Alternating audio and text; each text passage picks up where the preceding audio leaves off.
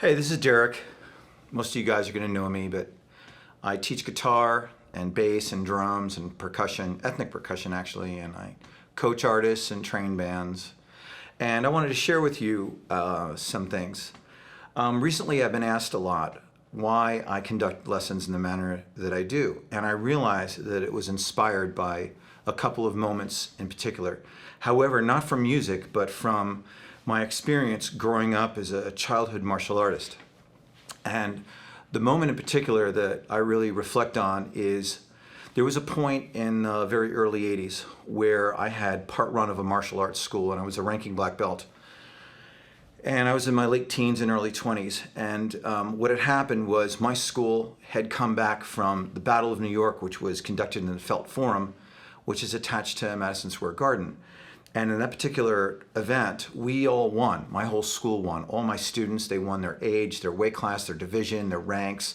I won. The other black belts won. And after that, there was a lot of talk going on because we conducted our school a lot of the same manner that I do lessons. And that is, we strayed from the norm where you would teach a kid by teaching in particular moves, names of moves, katas, which were dances and stances. And then eventually you brought those into an environment of a fight and you played out your moves in a fight. Well, we didn't aspire to that. My teacher didn't aspire to that. His teacher was Bruce Lee. And we sort of took a real organic approach where you learned how to fight and you learned how to move in response to conflict. And sort of in reflection, I do that in here where kids learn their instruments as a role in a band, as a role in a song, as a role in a piece of a production of a musical event that's either intentional where you have music planned out or it's spontaneous.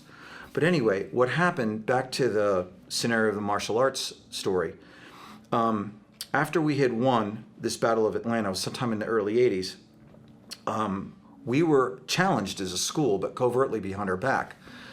I was told that I wasn't really teaching my students anything. They weren't learning katas, they weren't moves, yet we just got done winning a Northeast Divisional Championship and we won everything. And the point isn't that we won, the point is how we trained and why. So what happened is I was so offended by this that I started walking into schools unannounced, taking my students, my lower ranking students, and challenging their upper ranked students, and I would challenge the teacher. And one moment in particular comes to mind. I had a couple of kids that were teenagers. One was about, 13 to 15, the other 15 to 17. One was a white belt and one was a yellow belt. And we had a ranking system, which I adhered to at the time. And that is, my students started as white belts. Eventually they were yellow belts, green belts, brown belts, and then black belts. And that was pretty standard then. And some schools introduced an orange belt, which we did eventually. But anyway, what I did is in one night in particular, I took a white belt and a yellow belt and I walked into this school to this one guy, still in operation actually. And actually his son is running the school now. And I walked in there and I challenged him when their parents were there and when there was a fighting event going on. I challenged him, challenging my white belt to his brown belt and my yellow belt to one of his black belts and me to him.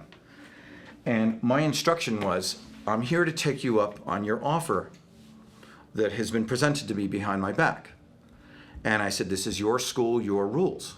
And he said, okay, no bars held, open fighting. I said, well, they're underage and we're not gonna do that, but suggest something else.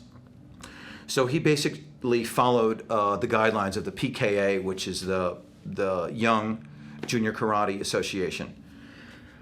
And I looked at my students and I said very simply, if they cheat and if they try and do sneaky shots on you, you know exactly what to do.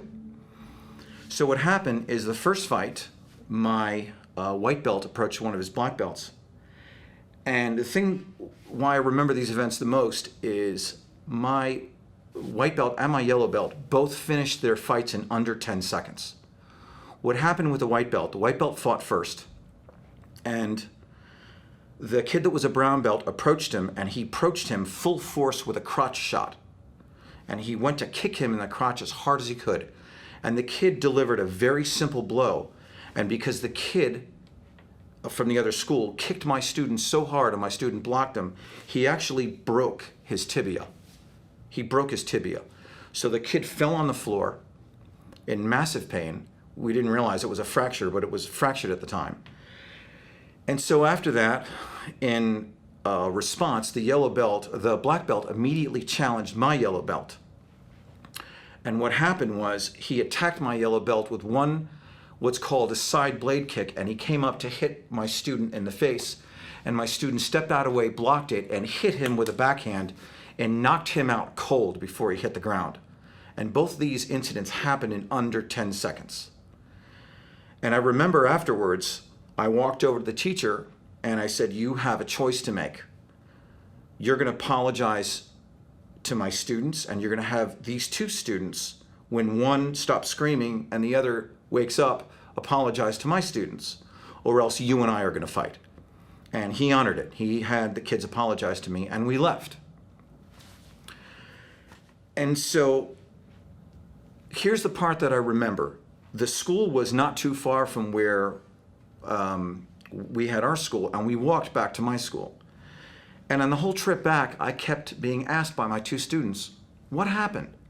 What did I do? I don't know what I did. And I said, well, first of all, you won. But more importantly, you defended yourself. You were attacked dishonestly, and you defended yourself. And you beat kids who were a lot higher ranking than you. And they kept coming back at me saying, I don't know what we're doing. I didn't know what I was doing. I don't know what I'm doing. I said, well, you want to fight, and you want a real fight. And you were attacked viciously. And you were attacked viciously with the blessing of the other teacher, who in turn apologized. So I realized what had happened was my students weren't taught any set moves. They weren't taught names. They weren't taught any particular forms. What they were taught is how to respond to conflict. And the one thing that happened in the school is my yellow belt ended up apologizing to the kid that he knocked out when the kid woke up. And I'll never forget what he said. He said, I am sorry I knocked you out, but you left me no choice. You came at me with such force. And the white belt, encouraged by what the yellow belt said, went up to the other kid that was still screaming in pain from his broken tibia. He walked up to him and he said the same thing. He said, I'm sorry, I did not mean to do this, but you kicked me with such force that your tibia broke. And I was so moved that they had the character to say that, and they did it on their own. I didn't influence them, and it just moved me.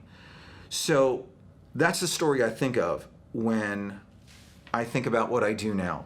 Because in here, and I'm criticized for this, and I'm criticized for this a lot, and I lose students over this, but in here, initially, I don't ever define anything. I don't put a name on it. I don't put a label on it. I don't give it a series of things to identify with in of itself. What happens is we build the whole system of a musical language and communication out of the environment and the context of music, and music together, music with other instruments. So you just don't learn isolated in your own, any more than these kids learned individual moves. We learned how to fight, and we were a fighting school. That's what we were interested in.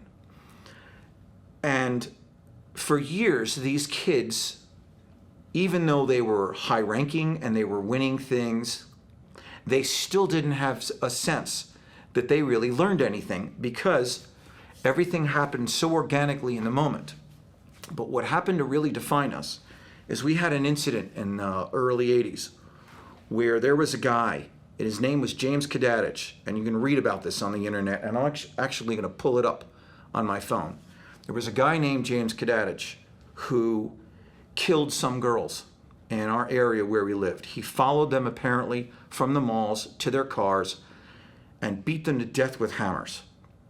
And so we decided that our students would dress up in drag, and we would stage ourselves at these malls and park our cars far off and hopefully lure this guy in. And we actually called Morris County Police where this happened, And we told the police department what we were going to do. Well, they were furious with us, but we tried to convince them that we were going to follow every letter of the law, which we did. And I asked them specifically, tell me where I'm breaking the law and I won't do this, and they couldn't tell me. So our very first night out, there were 4 of us that went out. And one of the kids was in fact followed by James Kadadich, and James Kadadich apprehended him, and he turned around and with a legal handmade, what ended up being a weapon, he defended himself against James Kadadich to the point where he had several lacerations, and he called the police from a payphone, and he was caught and eventually jailed. Why am I telling you this story? Because the kid that brought down James Kadadich was the yellow belt that I brought to the school. So if you want to tell me a sense of purpose, I can't think of anything better than that. To this day, he still wonders what he did and how he did it. So what he did is he stopped a serial killer. The term serial killer wasn't out then, but I want to show you something. I have my phone around here somewhere, and I have this pulled up. And I'm going to read it to you off the internet. Done by a kid who wanted to know what he was doing. On the night of January 16th, James Kadadich phoned police in Morristown complaining that he had been stopped by an unknown assailant and stabbed in the back while driving through Morris Township, a quarter of a mile from the scene of Deirdre O'Brien's murder. Well, we all know what happened. So, my case in point. I'm inspired to inspire kids to learn how to play music and how to connect in the moment and how to treat music like a language, like a spontaneous language that they want to learn in the moment to communicate with other musicians. Just like they never thought you could do that in martial arts. Case in point. By the way, if you type in James Kadadich and you go into, I guess he has his own website, there it is. I have it pulled up on my phone. You can actually see the story. So that inspires me. That kid, look what he did so many years ago, 20, 30, 33 years ago at this point. And my students are the same way. Just a few minutes ago in here, we had 2 of my female students, a 13-year-old and a 14-year-old, showing an 8-year-old kid how to play Steve Gadd's Late in the Evening Rhythm from Paul Simon's Graceland record, which won a Grammy. The 14-year-old girl was told by one of her former teachers that she really can't play electric guitar because she's a girl. So not only is she playing electric guitar in the video you're about to see, she taught the drummer who is going to drum on this video how to play Late in the Evening on drums. And she's not even a drummer. But she's such an organic and natural learner that she picked it up watching me showing another student. So, case in point, if you're hungry to learn, you can learn in the moment, just like my karate students did, and just like this girl did in here. So I want you to think about it when you watch this next video, this 8-year-old kid playing drums, this 14-year-old kid playing guitar, and doing kind of like the Prince parts on the guitar. This was all done spontaneously. I kind of gave them an idea of what to do, and they all made up their own parts, including the drummer. So I hope this helps. I just thought I'd share this story. Thank you guys. Bye.